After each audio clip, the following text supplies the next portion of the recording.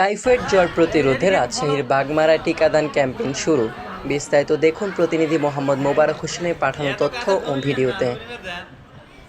Typhoid জ্বর প্রতিরোধে টিকা দেব দল বেঁধে এই স্লোগানকে সামনে রেখে রাজশাহীর বাগমারায় শুরু হয়েছে টাইফয়েড টিকাদান ক্যাম্পেইন 2025।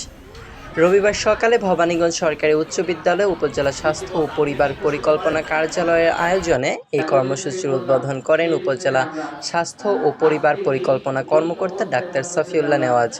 এ সময় উপস্থিত ছিলেন উপজেলা স্বাস্থ্য কমপ্লেক্সের এমওডিসি ডাক্তার Shri Ashok Kumar, academic supervisor doctor Mohammad Momit, Bhabaniganj সরকারি উচ্চ বিদ্যালয়ের ভারপ্রাপ্ত প্রধান শিক্ষক মনসুর রহমান, হেলথ ইন্সট্রাক্টর জাহাঙ্গীর আলম, পরিসংখ্যানবিদ রফিকুল ইসলাম এবং এমটি আবুল কালাম আজাদ প্রমুখ।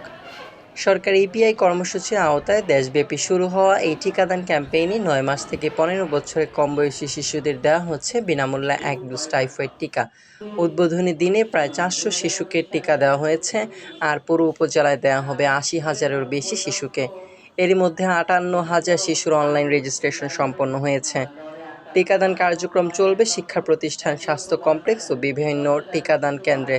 স্বাস্থ্য কর্মকর্তারা জানান, শিশুদের জন্য এই টিকা ভারত থেকে আমদানি করা হয়েছে।